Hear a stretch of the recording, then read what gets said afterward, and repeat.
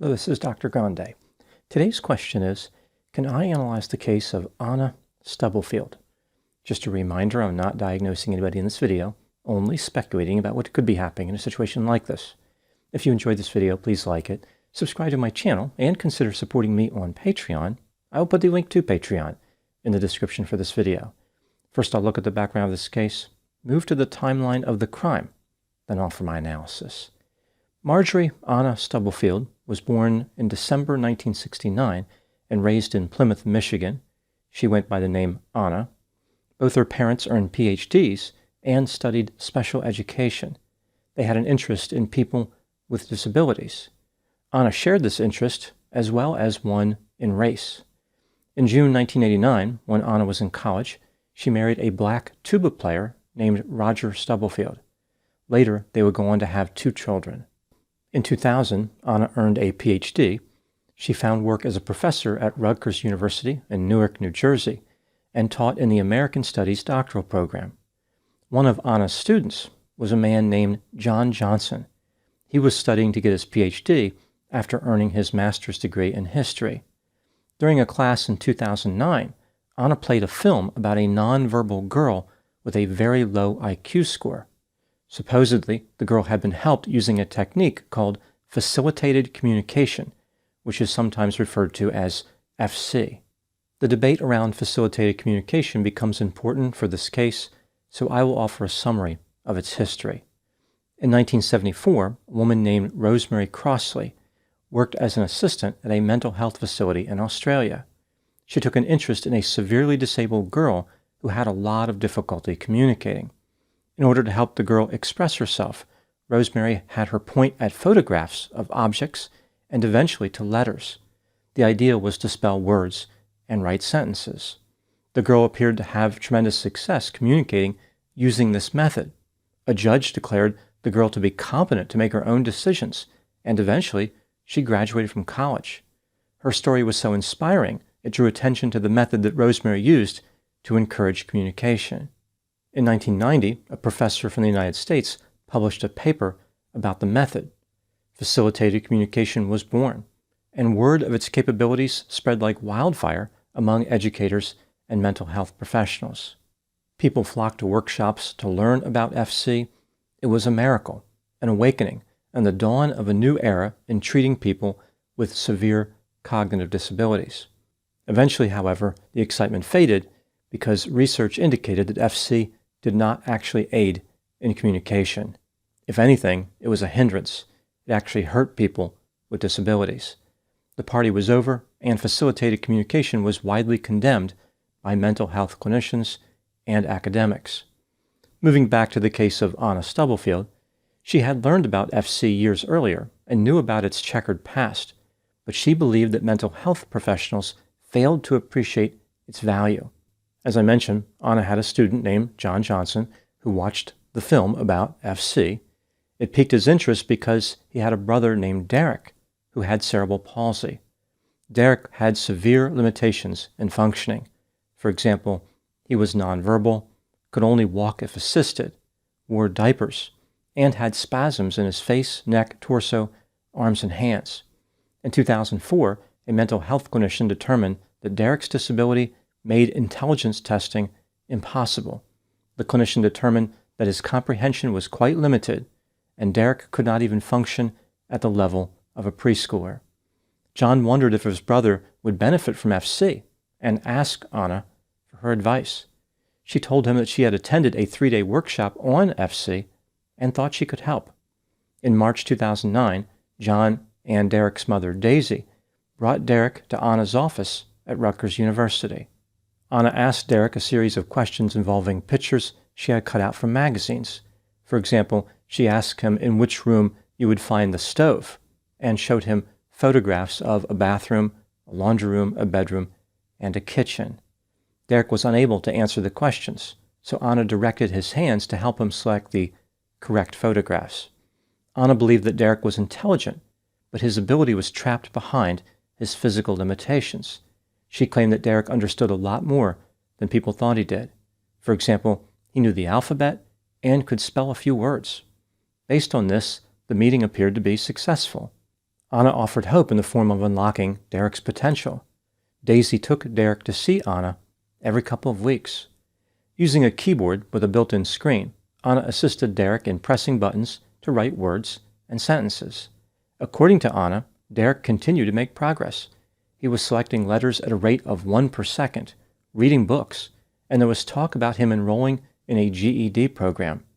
Even though his success appeared to be stunning, when Derek's mother and brother tried to use facilitated communication, it didn't work at all. Frustrated by the lack of success, John went to search for the film that he had seen in Anna's class. During his search, he found an online news article about how facilitated communication was not scientifically valid. As John was becoming increasingly suspicious, Derek's mother had concerns as well.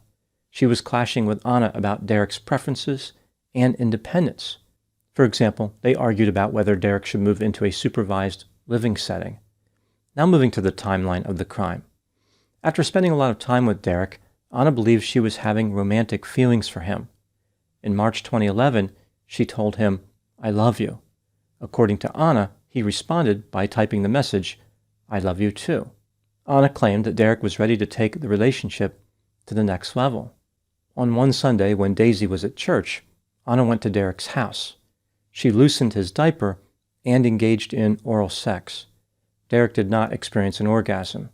A week later, Anna attempted to have sex with him in her office, but it did not work out. After this, Anna tried again. This time, the act was completed. Anna indicated that Derek was very happy and typed, quote, "I feel alive for the first time in my life," unquote.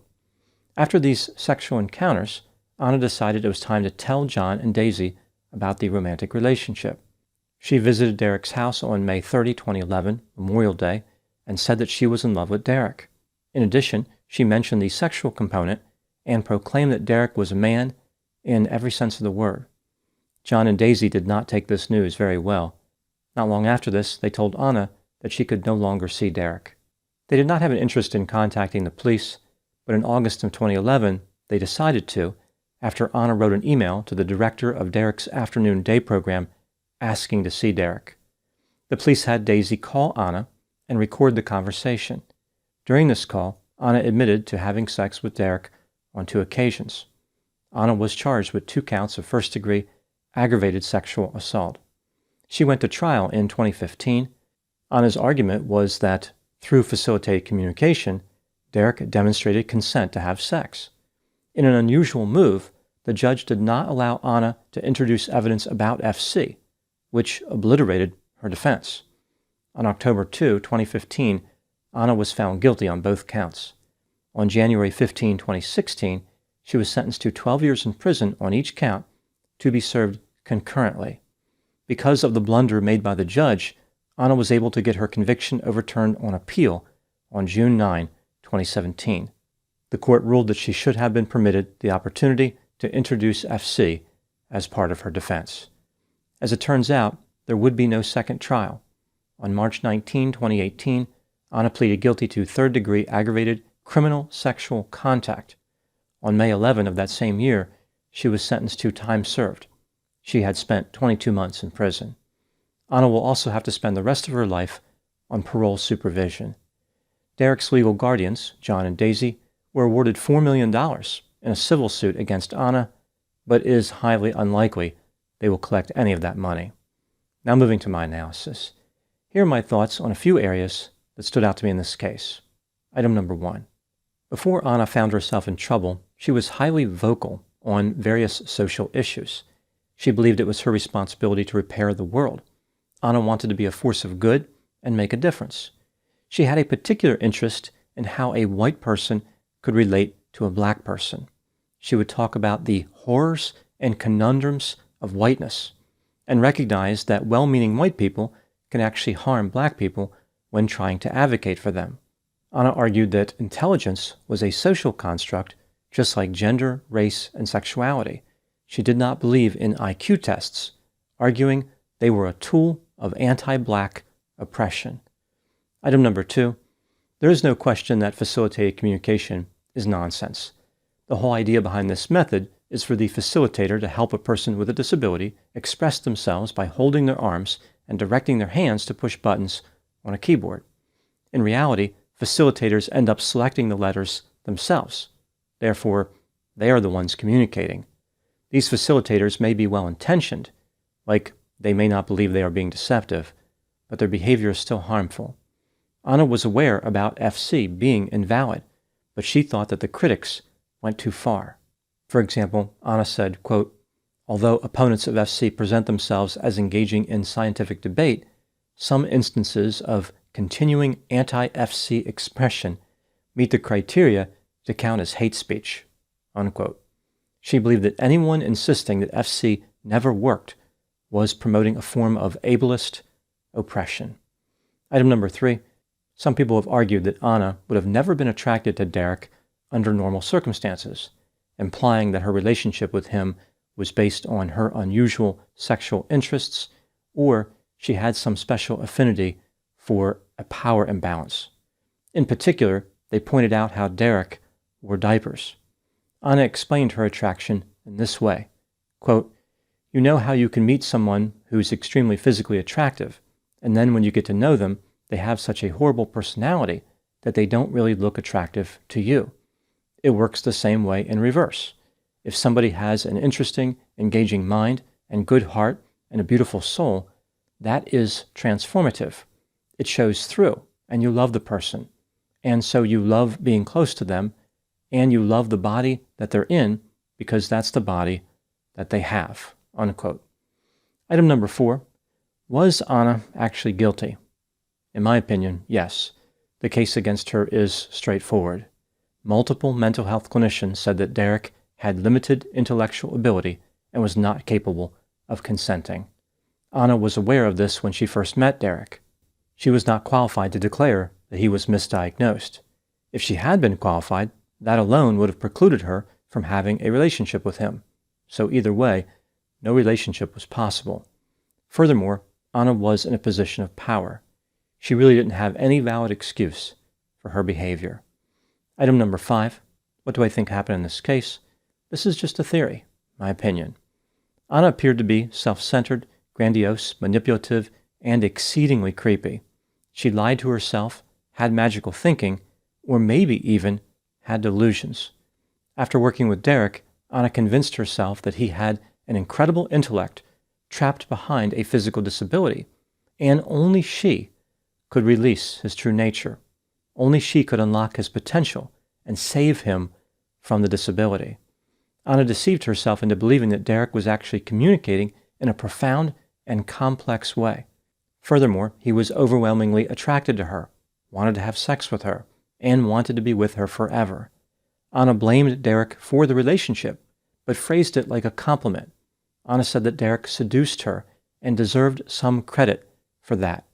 She engaged in exploitation while making it sound like empowerment. In a sense, Anna was in love, but not with Derek. She was in love with herself and her own vision of a just society. She convinced herself that because of Derek's race and his disability, he needed someone with her belief system. She transformed him into her image of the ideal man, one who she could completely control, and she projected her own interests onto Derek. For example, Anna insisted that Derek liked red wine instead of beer and classical music instead of gospel. Unable to communicate complex thoughts, Derek was like a blank slate. Pulling from every aspect of her life, Anna simply wrote her own love story on this slate. If it was actually possible to liberate Derek's mind from his physical disability, there was no need to involve sex. Before even thinking about that, Anna should have had multiple mental health clinicians evaluate Derek and confirm that he was competent to make his own decisions. His ability to communicate his intentions should have been independently verified. Anna did not take these steps because she knew that she was the one creating all of Derek's communications. Now moving to my final thoughts. This case has caused debate about how people with disabilities should be treated. There are many people who defend Anna and suggest that the state of New Jersey unfairly prosecuted her. The state is ableist, narrow-minded, and does not value people with disabilities. I'm no fan of New Jersey, but in this case, the state was right. They defended a person with a disability against a misguided and manipulative individual who was unwilling to see the truth. No one who respected Derek would have treated him as Anna did. She did not unlock his potential, rather she unlocked her desires. Those are my thoughts in the case of Anna Stubblefield. Please put any opinions and thoughts in the comment section. They consistently generate an interesting dialogue. As always, I hope you found my analysis of this topic to be informative. Thanks for watching.